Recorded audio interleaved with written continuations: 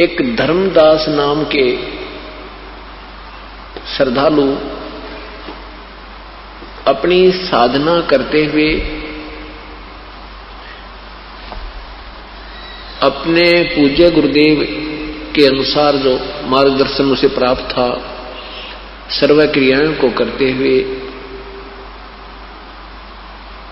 अपनी साधनाओं में संलग्न थे।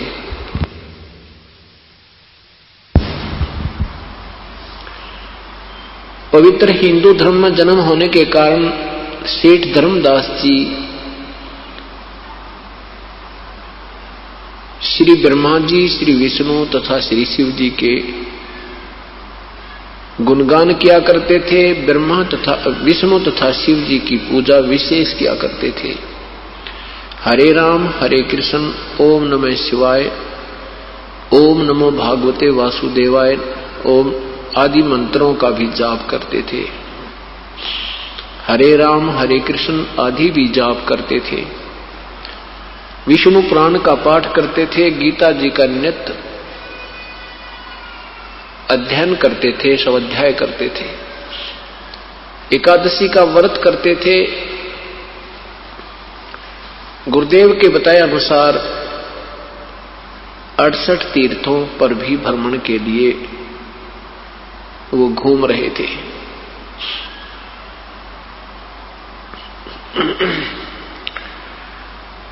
अड़सठ तीर्थों पर भ्रमण के लिए श्री धर्मदास जी घर से निकले। सर्वप्रथम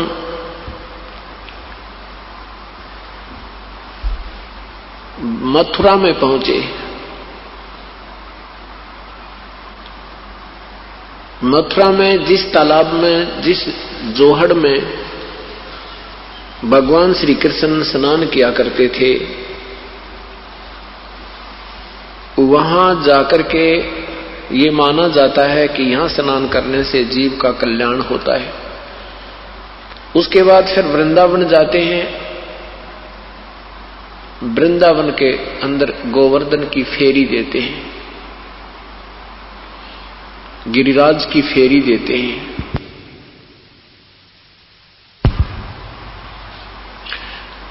वृंदावन के बाद फिर बरसाने में भी जाते हैं, जहां की राधा जी थी।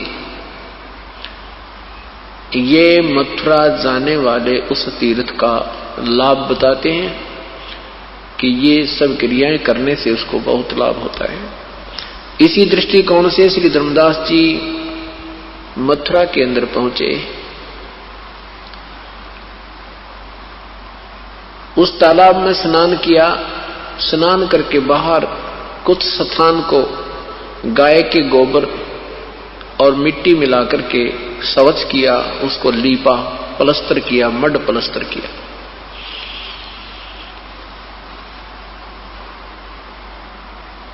फिर उस स्वच्छ स्थान के ऊपर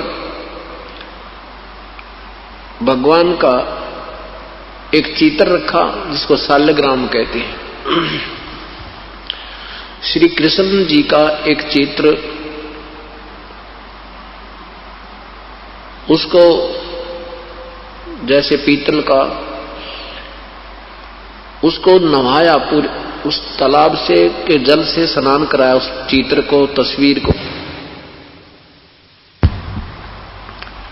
उसके बाद उसको स्वच्छ कपड़े पहनाए, तिलक मुकुट रख के तिलक लगाया, सब कंठी माला डाल करके उसकी स्तुति धूप दीप किया। उसके बाद गीता जी का पाठ करने लगे। उसी समय पूर्ण परमात्मा, पूर्ण ब्रह्म, सतपुरुष कबीर देव, कबीर परमेश्वर एक जिंदा महात्मा का रूप बना के वहीं पर उपस्थित हुए।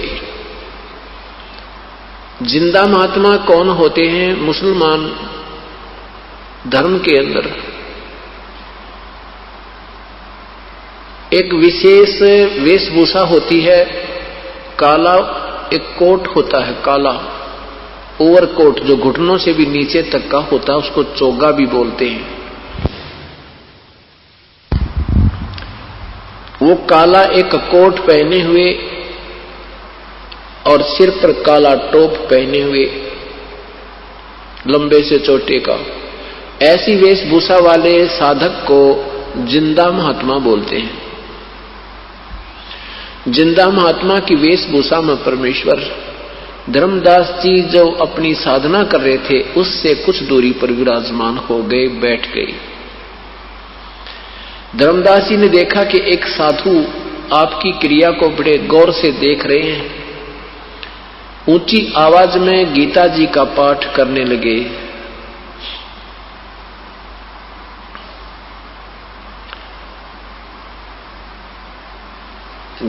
श्री धर्मदास साहिब जी ने जब अपनी पूरी क्रिया कर ली, उसके पश्चात परमेश्वर ने उनके सामने विनय की कि हे वैष्णव साधु, क्योंकि श्री धर्मदास जी ने वैष्णव परंपरा से उपदेश प्राप्त था।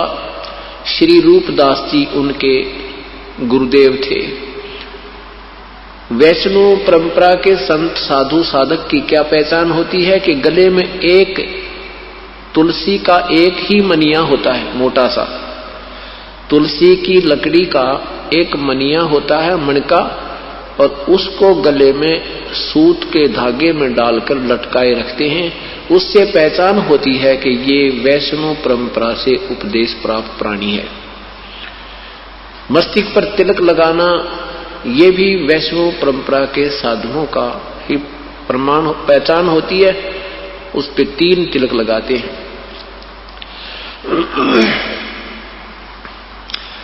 परमेश्वर अपने आप को छुपा करके उस प्यारी आत्मा धर्मदास जी को समझाने, शरण में लेने के लिए उनको महिमा देते हैं कि हे महात्मा जी। कबीर साहब कहते हैं धर्मदास साहिब जी को कि हे महात्मा जी, आपकी साधना मुझे बहुत अच्छी लगी। आप बहुत ही अच्छी तरह उच्चारण कर रहे थे। मैं बहुत जगह घूम चुका हूं, भ्रम लिया हूं, मुझे कोई सतमार्ग बताने वाला संत नहीं मिल रहा। मेरा भी कल्याण करो, मुझे भी कुछ भक्ति मार्ग बता दो। धर्मदास जी ने सोचा कि एक मुसलमान होकर और तेरी साधना से प्रभावित हुआ है तो इसका कल्याण संभव है, इसको मैं अपनी भक्ति विधि बताता हूं। धर्मदास जी ने कहा कि भगत जी देखो, मैं भगवान के विषय में बता दूंगा, लेकिन उपदेश मेरे गुरुजी देंगे आपको, उनसे आपको उपदेश दिला दूंगा। परमेश्वर ने कहा कि ठीक है, पहले मेरे प्रश्नों का कुछ उत्तर दो, मेरी शंका समाधान करो, फिर मैं आपके गुरुदेव के पास चल के उपदेश ग्रहण करूंगा। धर्मदास जी बड़े प्रसन्न हुए। धर्मदास जी ने बताया कि हम वैष्णव परंपरा से उपदेशी हैं, हम छोटी जाति वाले व्यक्ति से के संपर्क में नहीं आते, हम नीच को निकट नहीं बैठने देते, हम कोई जीव हिंसा नहीं करते और राम कृष्ण का जाप जपते हैं, गीता जी का नित्य पाठ करते हैं, श्री राम कृष्ण का जाप जपते हैं, एकादशी का व्रत रखते हैं और अब 68 तीर्थ की यात्रा पर निकला हूं। इस प्रकार मैं स्वर्ग प्राप्ति करूंगा।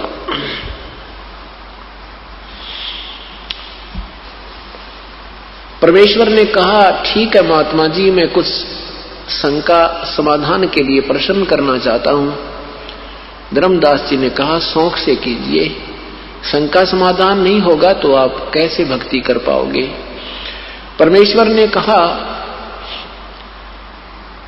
आपने कहा कि मैं स्वर्ग जाऊंगा, इस तरह इस विधि से मैं स्वर्ग प्राप्ति करूंगा।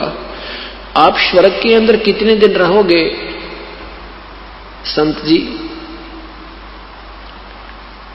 सुना है कि स्वर्ग भी एक समय विनाश में आता है।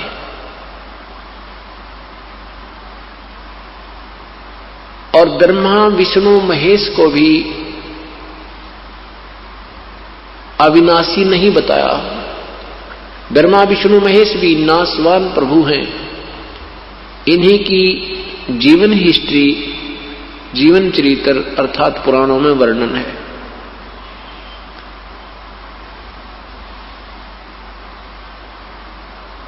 अब धर्मदास जी इस बात को सुनकर बड़ा दुखी होता है कि ये ऊटपटांग बातें करने लगा। फिर भी सोचा कि प्रश्न किया है तो उत्तर दूंगा ही।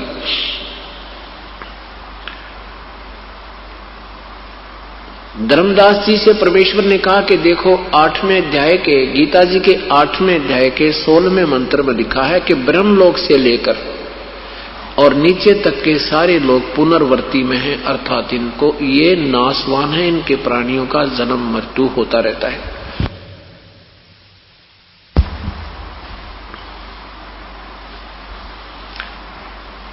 अब धर्मदास जी नित्य पाठ करते थे, परंतु गीता जी को इतनी गहराई से नहीं सोचते थे। उनको वो श्लोक और अध्याय याद थे, नित्य पाठ करने से वो कंठस्थ याद थे। धर्मदास जी ने सोचा लिखा तो ऐसा ही है। तो फिर स्वर्ग में गए हुए प्राणी भी पूर्ण मोक्ष प्राप्त नहीं हुए, उनका भी जो है भजन भक्ति सफल नहीं हुआ। धर्मदास जी से प्रार्थना की कि जैसे एक किसान था, उसको बहुत ही देर के उपरांत एक संतान रूप में पुत्र प्राप्त हुआ। पुत्र 12 वर्ष का हुआ तो पिता की आयु 65 वर्ष की हो चुकी थी। किसान ने सोचा कि मैं वृद्ध हो चुका हूं, ना जाने कब यहां से जाने का समय आ जाए, मेरा पुत्र अभी बच्चा है, इसके लिए मैं अपने इस कृषि के अनुभव को लिख देता हूं और बच्चे को कह देता हूं, बेटा जब भी तू किसी वस्तु के में किसी भी क्रिया में, किसी फसल के बीजने में अगर तू दिक्कत महसूस करे तो मेरे द्वारा लिखे हुए इस अनुभव का सहयोग लेना और इसको पढ़ लेना। पिता की मृत्यु हो जाती है और वो पुत्र प्रतिदिन पिता के अनुभव को एक बार पाठ कर लेता है, और जैसे पिता ने उसमें लिखा है ऐसे वो क्रिया कर नहीं रहा तो क्या वो सफल हो जाएगा अपने कृषि के व्यवसाय में? धर्मदास जी को परमेश्वर ने प्रसन्न किया।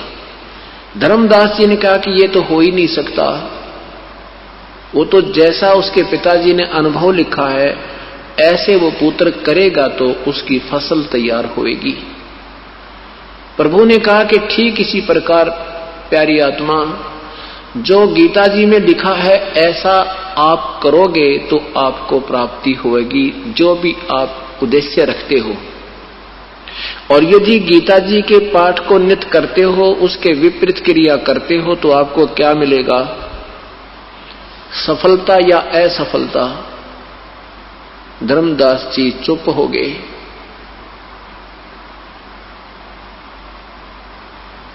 परमेश्वर ने कहा कि गीता जी के 6 अध्याय के 16वें श्लोक में लिखा है कि अर्जुन, ये योग साधना तो न तो अधिक खाने वाले की, न बिल्कुल ना खाने वाले की, न ही ज्यादा जागने वाले की, न ही अधिक सोने वाले की, और न ही एकांत स्थान पर बैठकर साधना करने वाले की कभी सफल नहीं होती।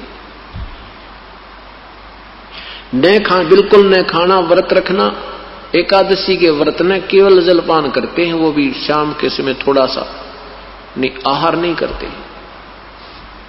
अब तो क्योंकि अब समय बदलता जा रहा है, अपनी अपनी क्रियाएं बदलती जा रही हैं, लेकिन पूर्ण एकादशी के व्रत को बिल्कुल आहार नहीं किया जाता। तो परमात्मा ने कहा कि जब तुम, गीता जी मना कर रही है कि व्रत मत करो और तुम व्रत कर रहे हो, तो गीता जी की अवहेलना कर रहे हो, शास्त्र विधि त्याग का मनमानी पूजा कर रहे हो। हरे राम हरे कृष्ण सीताराम राधे श्याम राधे राधे श्याम मिला दे, ये क्या गीता जी में कहीं लिखा है? गीता जी में लिखा है 8वें अध्याय के 13वें श्लोक में कि ओम इति एक अक्षरम ब्रह्म व्यवहारण माम अनुसमरण, यह प्रयाति तजन देहम सयाति परमाम गतिम। मेरा तो एक अक्षर का ओम नाम है, मुझ ब्रह्म के सिमरण करने का उच्चारण करके ओम ओम ओम ओम ओम ओम ऐसे। और जो इस तरह साधना अंतिम श्वास तक करता है वो मेरे वाली परम गति को प्राप्त होता है। ये हरे राम राधे कृष्ण सीताराम ओम नमः शिवाय ओम नमो भगवते वासुदेव, ये मंत्र मनमुखी है, मनमानी साधना, मनमाना आचरण है। इसके विषय में पवित्र गीता जी के अध्याय नंबर 16 के मंत्र नंबर 23-24 में कहा है कि जो शास्त्र विधि को त्याग कर मनमाना आचरण अर्थात पूजा करते हैं, उनको ना कोई सुख हो है, ना कार्य सिद्ध हो है, ना ही उनकी कोई गति हो है, यूजलेस प्रयत्न है। अब धर्मदास उस परमेश्वर के मुख की तरफ देख रहा है कि ये मुसलमान होकर के और गीता को इतने प्यारे ढंग से विवरण कर रहा है, ये कहानी क्या है? मुसलमान लोग तो अपने कुरान शरीफ के अतिरिक्त किसी शास्त्र को छूते भी नहीं।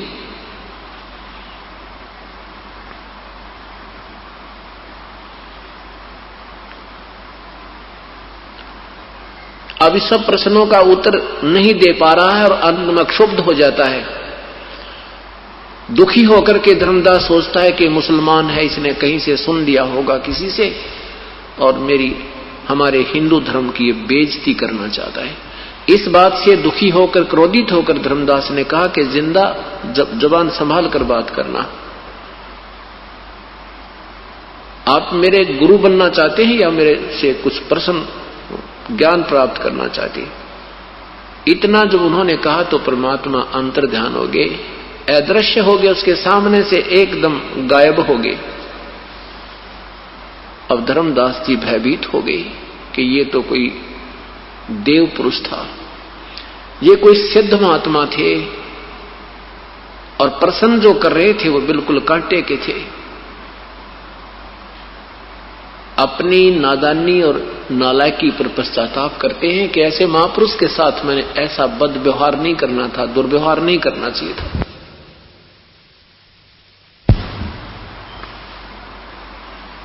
और गीता जी को उठाकर देखते हैं, वो ज्यों का तो मिलता है 8वें अध्याय का 13वां श्लोक, और कोई मंत्र नहीं मेरे जाप करने का, ऐसा गीता जी में ठोक के प्रमाण दिया है। और गीता जी अध्याय नंबर 17 के मंत्र 23 में लिखा है कि उस परमात्मा के पाने का ओम तत्सत इति निर्देश ब्रह्मण त्रिविध समर्थ है।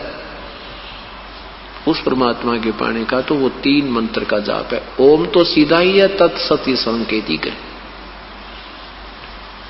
अब धर्मदास जी सारी रात चिंतित रहे, जो क्रिया वो करते थे उसको करने को कति दिल नहीं कर रहा था। सुबह उठा, स्नान किया, स्नान करके वो शाल्यग्रामवादी की पूजा को करने को नहीं दिल कर रहा था। उसने सोची खाना बना ले पहले। अब सुबह उठा, अंधेरे में उठते ही उसने अपना खाना बनाया, लीपा, उसी प्रकार मड प्लस्टर करके लीप के गारा और गाय के गोबर से खाना बनाने लगा। तो एक मोटी लकड़ी जो बीच से थोथी थी, उसमें सुराख था आर पार, और उसमें ढेर सारी चींटियां थी। वो धर्मदास को अंधेरे में दिखाई नहीं दी। श्री धर्मदास साहिब जी ने चूल्हा बनाया, जंगल से लकड़ियां चुनी, उनको जला करके सहयोगी लकड़ी लगा के एक मोटी लकड़ी लगाई जो बीच से थोथी थी, उससे अपना खाना बनाने लगा। अब वो लकड़ी जलती जलती जब निकट आई तब तक कुछ अंधेरा सा छट गया था, चांदना सा रोशनी हो गई थी और जलती जलती लकड़ी चूल्हे के पास आ गई थी। धर्मदास जी की दृष्टि पड़ी तो क्या देखा कि चींटियां अपने अंडे मुंह में लेकर और कुछ वैसे उस लकड़ी के अंदर से बाहर निकलने का प्रयत्न कर रही हैं, और लकड़ी के बाहर एंड पॉइंट पर अंतिम हिस्से पर एक तरल पदार्थ उबल रहा था। उबल रहा होता है, वो उबल रहा था, उसमें से चींटियां बाहर निकलने की चेष्टा कर रही थी। जल जल कर उस पर गिर गिर कर चटक चटक होकर के वो जल रही थी, कुछ अंदर अग्नि से जल रही थी। ऐसे करोड़ों चींटियों की हत्या देखकर, हिंसा देखकर धर्मदास कांपने लग गए क्योंकि साधु आत्मा ही प्रभु पाने का प्रयत्न किया करती है, उनको साध संगत कहते हैं। तो वो साध आत्मा थी। परमात्मा ऐसे सुबह सुबह इतनी हिंसा देख करके वो सारा कांप गया, शेष लकड़ी पर तुरंत पानी डाल दिया। जितना भोजन बन गया था सो बन गया था, फिर भोजन नहीं बनाया। अपने आप में सोचने लगा, देख मैंने आज कितना पाप कर दिया, हे भगवान मैं तो महादोषी आत्मा हो गया। आज इस अपराध को कैसे विनाश किया जाएगा? आपे निष्कर्ष निकाला कि आज मैं निराहार रहूंगा और इस भोजन को किसी साधु संत को खिला दूंगा, मैं आहार नहीं करूंगा, मैं पाप मुक्त हो जाऊंगा।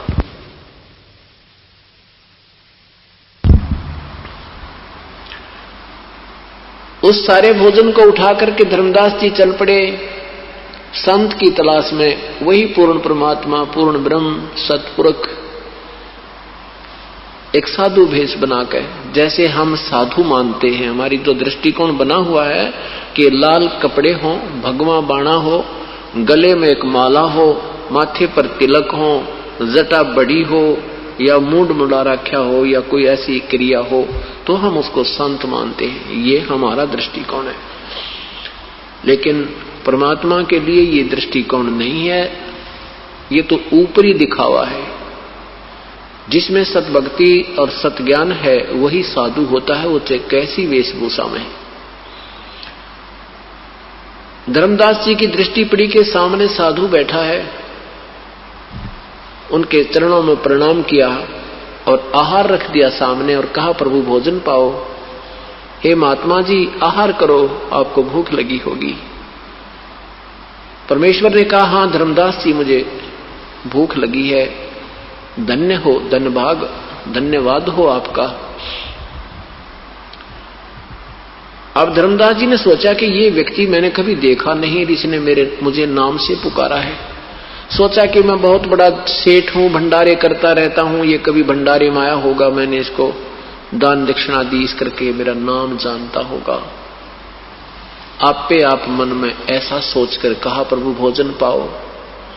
परमेश्वर ने क्या किया कि अपने लोटे से जल लिया, एक मंत्र बुदबुदाया और उस जल के छींटे उस आहार पर, भोजन पर लगाए। जल के छींटे लगते ही सारा का सारा आहार की चींटियां बन गई, वह कीड़ी बन गई, सारी थाली काली होगी, चींटियां बाहर निकल रही हैं थाली से। जब देखा उसी रूप में आगे जो पहले दिन वार्ता हुई थी, उस जिंदा वाले महात्मा के रूप में परिवर्तित हो गए प्रभु, और कहा धर्मदास तू कह रहा था मैं जीव हिंसा नहीं करते, हम वैष्णव साधु हैं, तेरे से तो कसाई भी अच्छे भाई। इस बात को सुनकर धर्मदास और सामने देख के उसी प्रभु को चरणों में गिर गए और कहा मेरा दोष क्षमा करो प्रभु, मैंने आपको कल आप शब्द बोल दिए। हे परमेश्वर हम अल्प बुद्धि हैं, आपका ज्ञान अनमोल है। पुराने रंग के आधार से और ये बुरी आदत अपनी गलती को ना मानने वाली, ये भी मेरे अंदर समावेश थी प्रभु, इस करके मैंने आपके सत्य ज्ञान को भी स्वीकार। आपके बिछुड़ने के उपरांत प्रभु मैं बहुत दुखी हुआ।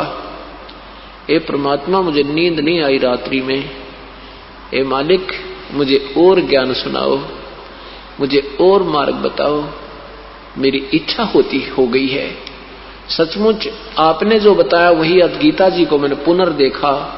आपने बताया कि ब्रह्मा विष्णु महेश नासवान है, मैंने उनको फिर देखा। सचमुच प्रभु ज्यों का त्यों लिखा है।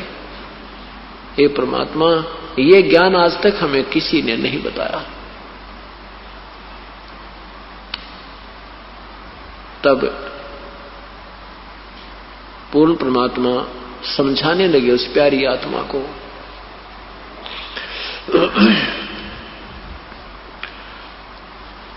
अब सर्वज्ञान समझा करके परमात्मा उन्हें सृष्टि रचना सुनाने लगे। धर्मदास जी को परमात्मा ने कहा कि धर्मदास मैं तुझे ज्ञान बताने जा रहा हूं और इस ज्ञान को तू प्रेम पूर्वक सुनना। प्रथम बार तुझे ऐसा लगेगा ऊटपटांग, क्योंकि आपने तत्व ज्ञान अभी तक सुना नहीं है। आपने लोक वेद सुना है, जिस भी पवित्र धर्म में जो भी कथाएं चलती हैं, जो भी कोई महिमा किसी संत महापुरुष की गाते हैं, आपने केवल वहीं तक सीमित सुनी है, आपको शास्त्र ज्ञान, तत्व ज्ञान नहीं सुना है। और ये वो ज्ञान है जो सदग्रंथों में विद्यमान है, लेकिन आप तक नहीं पहुंच पाया। और ये इसमें वो भी ज्ञान है जो इन सदग्रंथों में भी नहीं है, इनसे न्यारा भी है। कुछ ये ज्ञान अपने आप के सदग्रंथों में है और कुछ इससे बाहर का है। वो ज्ञान मैं बताने आया हूं, उस पूर्ण परमात्मा का। क्या बताते हैं कि आपने गीता अध्याय नंबर 4 के मंत्र नंबर 5 में पढ़ा होगा। गीता बोलने वाला प्रभु कहता है कि अर्जुन, तेरे और मेरे बहुत जन्म हो लिए, तू नहीं जानता, मैं जानता हूं। अध्याय नंबर 2 के मंत्र नंबर 12 में कहा कि अर्जुन, मैं और तू तथा ये सब सैनिक पहले भी थे और आगे भी होंगे, ये ना सोच के अब ही वर्तमान में है। अध्याय नंबर 2 के, गीता जी के अध्याय नंबर 2 के मंत्र नंबर 17 में कहा कि वास्तव में अविनाशी तो उनको जान, उसको जान जिससे ये सब ब्रह्मांड व्याप्त हैं, और उस अविनाशी का वध करने में कोई भी समर्थ नहीं है। गीता जी के अध्याय नंबर 15 मंत्र 16 और 17 में लिखा है, 2 प्रभु हैं, एक क्षर पुरुष ये ब्रह्म है, अक्षर पुरुष ये परब्रह्म है। इन दोनों से न्यारा एक अविनाशी प्रभु इन दोनों से भी भिन्न है, और वही वास्तव में अविनाशी परमात्मा परमेश्वर कहा जाता है। उस परमेश्वर के विषय में ना गीता बोलने वाला प्रभु जानता है, ना वेद बोलने वाला प्रभु जानता है। अन्य ऋषि और महर्षि तो कहां जानेंगे जब ब्रह्मा विष्णु महेश भी नहीं जानते। उस प्रभु के बारे में गीता जी के अध्याय नंबर 4 के मंत्र नंबर 34 में कहा कि अर्जुन, उस तत्व ज्ञान को, परमात्म तत्व को, पूर्ण परमात्मा के बारे में विषय में जो वास्तविक ज्ञान है, उस तत्व ज्ञान को किसी तत्वदर्शी संतों के पास जाकर उनसे सुन, उनको विनय पूर्वक प्रार्थना कर, फिर वो पुण्यात्मा, वो महापुरुष तुझे जैसा मार्गदर्शन करें ऐसे तू साधना कीजिए। जो आज तक किसी को ज्ञान नहीं है, ये वो ज्ञान आज मैं बताने आया हूं। लोक में देखा परमात्मा को बैठे तख्त के ऊपर, और इधर से गए जिंदा के रूप में, वो दूसरे रूप में, और फिर जाके उस ओरिजिनल स्वरूप में परमात्मा जिंदे वाला स्वरूप उसके अंदर समा गया। तब धर्मदास ने कहा, हे भगवान, मुझे यही रख लो मेरे दाता, मुझे वापस मत भेजो, मुझे राख लो भगवान, मुझे वापस मत भेजो परमात्मा, वो तो बहुत बुरा हाल है। राख लियो महाराज हमसे बिगड़ी है, मोहे राख लियो महाराज हमसे बिगड़ी है, बिगड़ी है महाराज हमसे, बिगड़ी है महाराज हमसे बिगड़ी है। वहां मत भेजो भगवान, वो तो काल की नगरी है, हमें मोहे मत घालो महाराज, काल की नगरी है, मोहे राख लियो महाराज हमसे बिगड़ी है। क्या बताते हैं, वहां जाकर पता लग गया कि हम अपने पैर पे आपको आड़ा मार के गए थे। सब अन्य जो वहां रहते हैं हंस ने बताया कि तुमने गलती आपकी थी धर्मदास, तुम स्वयं स्वेच्छा से काल के जाल में फंसे थे। तो वहां पता लग गया कि भगवान हमारे से बिगड़ी है, हमारे से गलती हुई है, हमें क्षमा कर दो। तब परमेश्वर ने कहा, भाई धर्मदास ऐसे नहीं हो सकता, जिस प्रबल इच्छा से तुम हमारे पास यहाँ आए हो, इतनी ही प्रबल इच्छा तुम्हारी वहां मृतलोक में मेरे अंदर होगी, तब मैं लेकर आऊंगा। और तुम काल के जाल में फंसे उसके ऋणी होगे, उसके पृथ्वी रूपी विमान में, स्वर्ग रूपी विमान में तुम घूम रहे हो, उसी में आहार कर रहे हो, ये तुम्हारे ऊपर ऋण चढ़ गया है। अब जो मैं तुझे मंत्र दूंगा, दिया है, इसका जाप कर, अपना ऋण उतार, और फिर मैं तेरे साथ रहूंगा। बेटा घबराइए मत, ना तेरी भक्ति करवाऊंगा, ना यू काल तुम्हें भजन करने नहीं देता। ऐसा कहकर के तीसरे दिन उसकी आत्मा को वापस छोड़ दिया। अब हम इतने बेईमान हो गए, और परमात्मा ने कहा कि मैं काशी बनारस में जुलाहे का काम करता हूं, नीरू मेरा मुंह बोला माता पिता है, नीरू और नीमा, और वहां रहता हूं। पर पेट जची को ना के सचमुच यही होगी, यकीन नहीं हुआ तो धर्मदास बांधवगढ़ से चलकर वहां पहुंचा। बनारस आए, बनारस में देखा उस झोंपड़ी में परमात्मा बैठे, चरणों में समर्पण कर दिया, हे भगवान सचमुच आप पूर्ण ब्रह्म हो।